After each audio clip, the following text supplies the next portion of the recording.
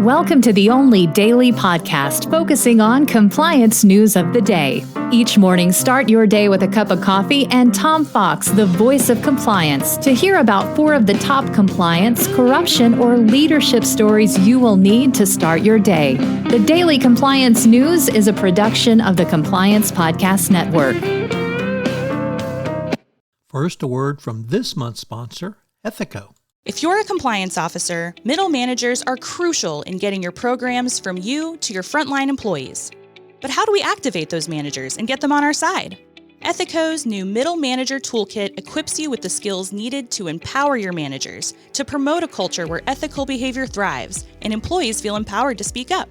Learn how to turn frontline managers into ethical leaders with our new white paper, Empowering Middle Managers as Ethics Champions. And did I mention you can get the whole toolkit for free? Head to ethico.com to download the full toolkit today. The Daily Compliance News for February 19, 2025, the sentencing edition. We begin with that story from Bloomberg with an article entitled, "No One Agrees on the Best Way to Deal with White-Collar Criminals."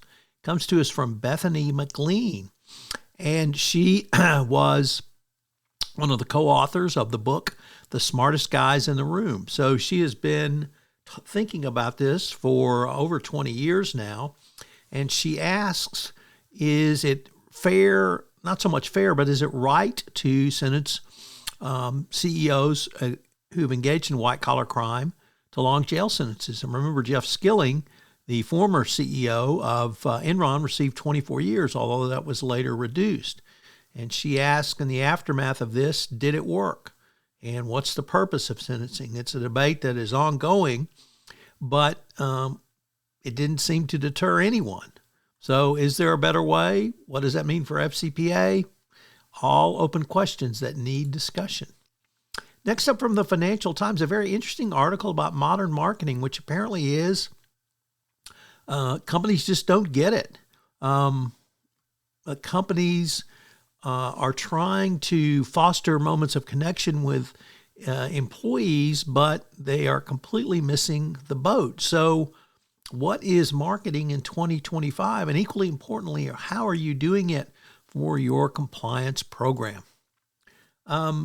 Next up from The Guardian, more of the outright corruption of the Trump administration in terms of it is turning its back on prosecuting Kleptocrats. And this, of course, started as part of the overall effort to denude and disrupt FCPA enforcement. But the White House Task Force on Kleptocracy Asset Recovery has also been cut back. So once again, the Trump administration is cutting back on a variety of forms of anti-corruption across the globe. And our final story comes to us from ESPN, which reports that we have our first female cricketer suspended and for 5 years on corruption charges. Bangladesh off-spinner Shashole Akhar became the first female cricketer to be banned for corruption.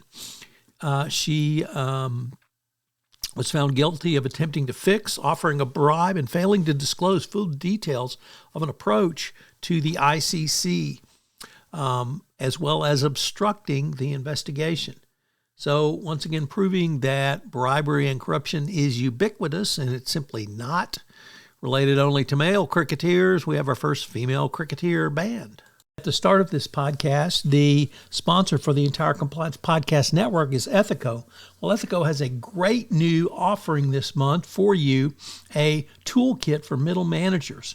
This is something that you, as the compliance professional, can use to move your compliance program forward by giving middle managers the skills necessary to answer a call for speak up or when someone comes in their office and raises a concern. I can't think of a tool that will be more valuable for you in the current era of enforcement. The Daily Compliance News is a production of the Compliance Podcast Network and a proud member of C-Suite Radio. Thanks so much for listening. I hope you'll join me again tomorrow.